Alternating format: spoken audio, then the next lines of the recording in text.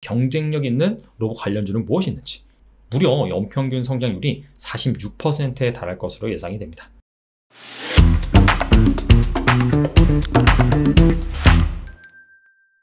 자, 금일 증시 아쉬움이 남았죠? 코스피 지수가 1% 내외 상승을 하다가 결국에는 마이너스로 마감을 했습니다. 외국인 투자자가 초반에는 순매수 기조를 유지를 하다가 막판에 순매도세로 전환을 했죠. 아무래도 FOMC를 앞두고 경계하는 그런 투자 심리가 작용을 하지 않았나 생각을 합니다. 이러한 상황에서도 급등한 그런 섹터가 있어서 눈길을 끄는데요. 바로 로봇입니다. 자, 로봇 섹터가 금일 증시에서 강세를 보인 이유가 바로 삼성전자가 로봇 사업을 키운다. 자, 이러한 뉴스가 나왔기 때문인데요. 삼성전자가 최근 조직 개편에서 기존 로봇 사업화 태스크포스를 로봇 사업팀으로 격상했다. 삼성전자는 올해 초 소비자 가전 부문 내 로봇 TF를 신설을 했는데 사업화 가능성을 타진을 했단 말이에요. 자, 그런데 1년도 채 되지 않아서 아예 하나의 사업 부문으로 키운 것입니다. 본격적으로 이 로봇 사업을 확대를 하겠다라고 선언을 한 셈이죠. 삼성전자뿐만 아니라 현대차, LG전자까지도 계속해서 이 미래 먹거리 사업으로 로봇을 낙점하고 있습니다. LG전자는 SG 로보틱스, 로봇스타 등 로봇 기업들을 잇따라 인수를 했죠. 그러면서 안내, 배달, 요리 등 다양한 분야의 로봇 제품들을 출시를 하고 있습니다. 현대차 역시 보스턴 다이나믹스를 인수를 하면서 로봇 사업의 비전을 제시를 했죠. 자, 그래서 이 본격적으로 로봇 관련 산업이 성장할 것으로 예상되는 가운데 과연 수혜를 입을 만한 그러한 경쟁력 있는 로봇 관련주는 무엇이 있는지 오늘은 여기에 대해서 알아보도록 하겠습니다. 먼저 글로벌 로봇 사업 전망에 대해서 살펴보도록 하겠습니다. 일단 로봇 시장은요, 크게 산업용, 서비스용, 의료용으로 구분해서 볼 수가 있습니다. 산업용은 한마디로 산업 현장, 즉 공장이나 물류 이런 데서 쓰이는 로봇을 말합니다. 자, 서비스용 로봇은 사람을 도와주거나 서비스를 제공하거나 교육 이런 로봇을 통칭을 합니다. 자, 사람이 아니라 로봇이 서비스를 해주는 가게도 요즘에 최근 생겨나고 있고요. 그 다음에 커피 전문점에서도 사람이 커피를 제조하는 것이 아니라 로봇이 이 바리스타를 대용으로 해서 이 로봇팔이 커피를 제조하는 그러한 가게도 최근에 종종 생기고 있어요. 자, 가정에서 서비스용 로봇이다 라고 한다면 로봇 청소기를 또 빼놓을 수가 없겠죠. 그래서 서비스용 로봇은 이러한 부분을 포괄한다 라고 보시면 되고요. 의료용 로봇 같은 경우에는 수술용 로봇 기기 이런 것들을 뜻합니다. 자, 그래서 각각 이 로봇 시장의 성장률, 시장 규모를 판단해 보면 일단 시장 규모가 가장 큰 것은 산업용 로봇이고요. 그 다음에 서비스용 로봇, 의료용 로봇 순입니다. 그리고 CAGR이라고 해서 2020년부터 2025년까지 연평균 성장률을 구해보면 가장 높은 분야가 서비스용 로봇입니다. 무려 연평균 성장률이 46%에 달할 것으로 예상이 됩니다. 그 다음으로는 산업용 로봇, 의료용 로봇입니다. 근데 이 의료용 로봇 연평균 성장률이 가장 낮을 것으로 전망이 되어도 12%입니다. 아시다시피 세계 경제 성장률이 한 3% 내외거든요. 그런 것들을 감안해 봤을 때 정말 이 로봇 시장의 성장세는 가파르게 진행될 것으로 예상이 됩니다. 자, 그렇다면 왜 이렇게 이 로봇 산업이 성장할 것으로 예상이 되는지 그 부분에 대해서 알아봐야겠죠. 자, 크게 두 가지가 있는데요. 첫 번째는 경기 상황입니다. 역사적으로 살펴봤을 때 글로벌 경기가 둔화되는 국면에서는 이 로봇 관련 시설 투자가 많이 늘었습니다. 자, 위의 그래프가 글로벌 경기 상황을 알려주는 그래프고요. 밑에는 글로벌 로봇 투자 현황을 알려주는 그래프입니다. 본 그래프는 하나금융투자 보고서에서 발췌를 했습니다. 자, 2008년 글로벌 금융위기 이후 경기가 확 꺾였죠. 자, 근데 이때 보시면은 로봇 관련 투자는 오히려 늘었고요. 그 다음에 2014년 이 중국의 경기 둔화 이슈가 있었죠. 그러면서 글로벌 경기가 점점 둔화가 됐는데 그 이후에 보시다시피 로봇 관련 투자는 더 늘어나는 것을 확인할 수가 있습니다. 그리고 지금 작년에 이 코로나19가 발생을 했죠. 그러면서 일시적으로 경기가 상당히 침체가 됐습니다. 그리고 코로나 때문에 사람들이 일터로 복귀를 안 하죠. 그리고 최근에 인플레이션이 상당히 심하게 발생을 하고 있는데 크게 두 가지입니다. 에너지 가격, 그 다음에 인건비 상승입니다. 그렇기 때문에 기업들은 필연적으로 인력을 대체하기 위해서 로봇 관련 투자를 늘리고 있는 상황입니다. 자, 이게 로봇 산업이 성장하는 첫 번째 이유고요. 두 번째 이유는 장기적인 이 트렌드 관점에서 봤을 때는 글로벌 고령화가 진행이 되고 있습니다. 자, 그러다 보니까 생산 가능 인구가 줄어들죠. 자, 그래서 로봇 관련 투자가 늘어나는 것도 있고요. 그 다음에 이 노령 인구층이 많아지다 보니까 이 서비스용, 그 다음에 의료용 로봇 시장이 성장할 수밖에 없습니다. 사람들을 이렇게 보조를 해줘야 되죠. 일본에서는 이미 애완동물 대신에 이 로봇을 들어온다고 합니다. 또 위로도 해주고 말동무도 해주는, 자, 그러한 로봇 시장도 이미 성장을 하고 있다고 합니다. 자, 그렇다면 과연 주목할 만한 로봇 관련주, 어떤 기준으로 선정을 해야 되는지 알아본다라고 한다면, 첫 번째, 앞서서 뭐 삼성전자, LG전자, 현대차 이런 대기업들이 이 로봇 사업에 본격적으로 진출을 했단 말이에요. 자, 그래서 이러한 대기업과 함께 성장할 수 있는, 즉 낙수 효과가 기대되는 로봇 관련주에 주목을 해야 됩니다. 아무래도 이 대기업과 거래 관계가 있거나 아니면은 거래 관계가 없다 하더라도 중요한 좋은 기술력을 보유하고 있어서 향후에 M&A 대상이 될 수 있는, 자, 그런 주식을 주목을 해봐야 되겠죠. 그리고 시중에 이 로봇 관련주들이 상당히 많습니다. 뭐 대부분 테마주긴 해요. 자, 그래서 너무나 이렇게 작은 주식들은 좀 위험할 수가 있으니까 시가총액 1,000억 원 이상으로 한정을 했습니다. 그리고 동전주라고 하죠. 주가가 1,000원 미만인 그런 주식들을 동전주라고 하는데, 일반적으로 동전주 같은 경우에도 약간 좀 위험하다라고 판단을 합니다. 그래서 주가가 1,000원 미만인 그런 기업들은 제외를 했습니다. 자, 이러한 기업으로 과연 어떤 주식들이 이 대표적인 로봇 관련주인지 확인해 보도록 하겠습니다. 자, 고영부터 유진 로봇까지 총 11개의 기업이 해당 기준을 충족한 로봇 관련주로 나타났습니다. 이 표에 대해서 간단하게 설명을 드리면 여기 구분이라고 나와 있죠. 그래서 대표적으로 신사업, 그 다음에 주력 두 가지로 구분이 되어 있는데, 신사업 같은 경우에는 원래 기존 사업이 있어요. 그런데 신사업으로 이 로봇 관련 사업을 추진하는 그런 기업들입니다. 주력이라고 구분해 놓은 기업은 원래 이 로봇 사업이 주력인 그런 업체라고 보시면 돼요. 그 다음에 이 부문이라고 해서 앞서서 이 로봇 시장이 산업용, 서비스용, 의료용으로 구분된다고 했잖아요. 그래서 어디에 해당이 되는지 그 부분에 대해서 나와 있고요. 그 다음에 관련 분야, 구체적으로 이 로봇 관련해서 어떤 사업을 하는지, 그리고 시가총액은 얼마인지, 자, 그렇게 기재를 해놨습니다. 자, 몇몇 기업 살펴보면 고영과 미래컴퍼니 같은 경우에는 원래 반도체, 이 디스플레이 장비 업체예요. 고영 같은 경우에는 3차원 PCB 검사 장비를 만듭니다. 최근에 3D 측정 검사 기술을 기반으로 뇌수술용 의료 로봇을 개발을 했어요. 미래컴퍼니 같은 경우에는 이 디스플레이, 패널, 이 가장자리를 연마하는 엣지 그라인더 장비를 만드는 업체인데, 이 기업 같은 경우에는 꽤 오래전부터 이 의료용, 수술용 로봇 시장에 진출을 했습니다. 그래서 복강경 수술 로봇을 개발을 하고 현재 매출도 어느 정도 발생을 하고 있는 것으로 알고 있어요. 자, 그 다음에 SPG라는 기업이 있죠. 이 기업은 산업용, 가전기기, 의료기기에 들어가는 감속기, 모터 등을 제조하는 기업이에요.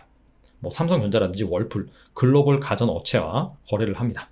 근데 감속기와 모터를 만드는데 왜 로봇 관련주로 구분할 수가 있느냐? 로봇이 사람처럼 이렇게 관절이 있고 자연스럽게 움직여야 되죠. 자, 그렇기 때문에 관절 역할을 하는 감속기, 모터, 이 기술이 상당히 중요합니다. SPG 같은 경우에는 원래 이 로봇용 감속기, 모터 이런 것들을 만드는 기업은 아니지만 기존에 원래 이 다양한 분야에서 감속기와 모터를 제조하고 있기 때문에, 자, 관련주로 지켜볼만 하고요. 그 다음에 T-로보틱스와 라온테크가 있습니다. 두 기업 모두 반도체와 디스플레이 장비에 들어가는 진공 로봇을 만드는 기업이에요. T-로보틱스 같은 경우에는 최근에 이 로봇 관련 사업을 확대를 하고 있는데요. 무인 운반차, 자율 이동 로봇 이런 것들을 개발을 해서 무인 배송 물류 시스템 이런 것들을 구축하고 있습니다. 그리고 작년에 근력 보조 보행 로봇을 상용화한 기업인 스위스의 마이오 스위스라는 기업에 투자를 했습니다. 이 기업이 웨어러블 수트를 만들어요. T-로보틱스가 국내 이 웨어러블 수트 판권을 보유하고 있습니다. 그래서 이거 관련해서 VR 사업에도 지금 추진을 하고 있어요.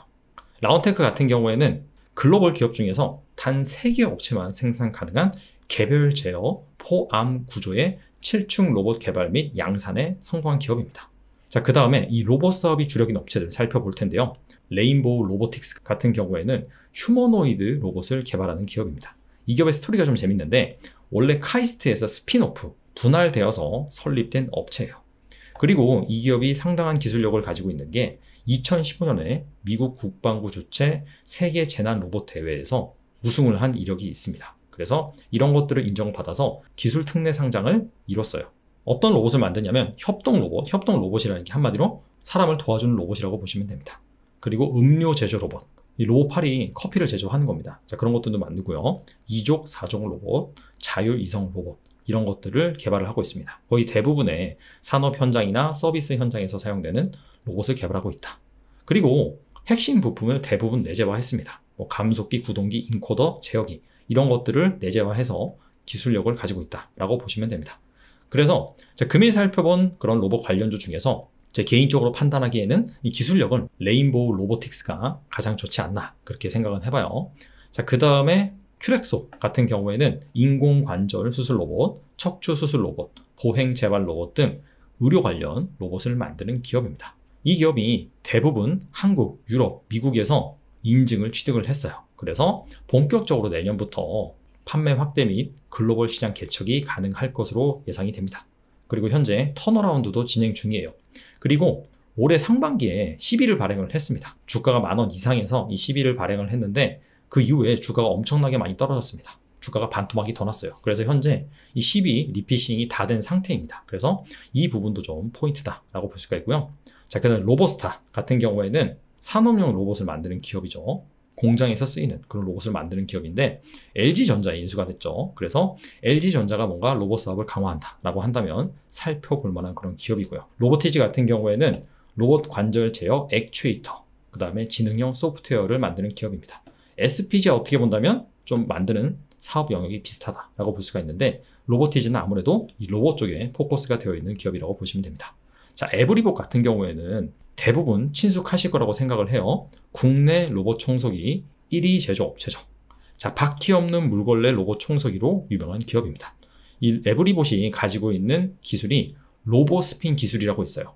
물걸레 2개에서 3개가 번갈아 가면서 돌면서 주행과 청소를 동시에 하는 그런 기술입니다. 이 기술력을 인정받아서 삼성전자의 ODM 방식으로 관련 제품을 납품하고 있기도 합니다. 참고로 하시고요. 사물인터넷 홈서비스 로봇 개발을 추진 중입니다. 그래서 스마트홈 부문으로 확장할 것으로 예상이 됩니다. 자, 이번엔 방금 살펴본 국내 로봇 관련주 실적을 한번 보겠습니다. 2018년부터 2022년까지 영업이익을 한번 살펴보겠는데요. 딱 봐도 적자인 기업이 많습니다. 그리고 특징이 기존에 원래 사업부가 있고 신사업으로 이 로봇을 추진하는 기업들 같은 경우에는 그나마 흑자가 좀 많죠. 그리고 고영이나 SPG 같은 경우에는 증권사에서 이 커버리지를 하고 있기 때문에 2021년, 2022년 예상 실적도 현재 나와 있는 상황입니다. 자, 근데 원래 로봇이 주력인 업체들 같은 경우에는 거의 대부분 적자인 기업이 많습니다. 특히 레인보우 로보틱스, 유진 로봇 같은 경우에는 3개년 연속 적자를 기록하고 있어요. 여기에서 알 수 있는 것은 무엇이냐? 아직까지 이 로봇 산업이 개화기입니다.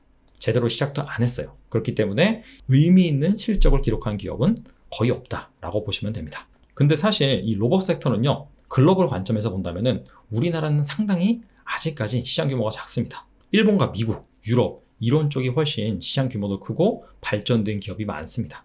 그래서 뭔가 좀 시야를 확장하는 차원에서 이 글로벌 관점에서 자, 로봇에 투자하는 그런 괜찮은 수단이 무엇이 있을까 생각을 해본다면은 단연 ETF가 있겠죠. 그래서 이 글로벌 로봇 관련 ETF 대표적으로 2가지를 제가 가지고 왔어요. 티커명이 BOTG. 이거는 로봇, 인공지능, 자동화 기기 기업에 투자하는 ETF입니다. 가장 비중이 큰 기업이 뭐 엔비디아, ABB, 화낙 이런 기업들이고요. 미국 기업이 한 45%, 일본 기업이 한 36%, 스위스 기업이 12% 정도를 차지를 합니다. 그 다음에 IRBO 같은 경우에는 BOTG와 내용이 비슷합니다. 대신에 여기는 훨씬 더 분산을 많이 합니다. 110곳에 투자를 하는데 상위 10개 기업의 비중이 12%에 불과합니다. 미국 비중이 압도적입니다. 미국 비중이 한 60%를 차지하고요. 일본은 10%, 중국과 홍콩은 14%, 한국도 포함되어 있습니다. 한국은 4%인데 자, 대표적으로 LG전자가 이 ETF에 포함이 되어 있긴 합니다. 자, 결론을 내보겠습니다. 국내 로봇 사업은 아직 걸음마 단계입니다. 그리고 앞서서 보셨다시피 로봇 관련 의미 있는 실적을 내는 기업이 거의 없는 상태예요. 자, 이 얘기는 무슨 의미냐? 일단 주가 변동성이 상당히 클 수가 있다. 그리고 주가가 상승을 한다 하더라도 그 상승의 지속성이 떨어질 수가 있다. 자, 그렇게 볼 수가 있어요. 2차 전지가 사실 증시에 가장 먼저 등장을 해서 부각을 받았던 시점이 제 기억으로는 2016년이었습니다. 하지만 본격적으로 2차 전지 관련 주들이 주가가 상승한 시점이 2019년도부터거든요. 그 이유는 무엇이냐? 사실 2016년도에 전기차 관련 그런 산업이 본격적으로 성장할 것이다 얘기 나왔지만은 의미 있는 실적을 관련주들이 내질 못했습니다. 자, 그렇기 때문에 계속해서 변동성이 확대가 되다가 본격적으로 상승 곡선을 그린 시점은 2019년도였다. 자, 그런 관점에서 금일 로봇 관련주들 주가가 급등을 했다 하더라도 지속성 관점에서는 사실 의문입니다. 분명히 또 다시 조정이 나올 수가 있어요. 자, 그렇기 때문에 만약에 안정적인 투자를 원한다라고 한다면 앞서 말씀드린 글로벌 ETF, 우리나라보다 훨씬 더 이 로봇 기술이 발전된 나라 관련 기업들, 자, 이런 것들을 모아놓은 그런 ETF에 투자하시는 게 좋고요. 자, 그럼에도 불구하고 LG, 현대, 삼성, 국내 최대 대기업들이 이 로봇 사업을 본격적으로 강화한다라고 밝힌 것만큼 성장할 수 있는 가능성이 훨씬 높아졌거든요. 그래서 오늘 말씀드린 기업 장기적인 관점에서 지켜보시고 관심주 리스트에 넣어놓으신 다음에 공부를 해보시고, 자, 본격적으로 실적이 나올 때 투자를 검토하시면 좋을 거라고 생각이 됩니다. 오늘은 여기까지 하겠습니다. 감사합니다.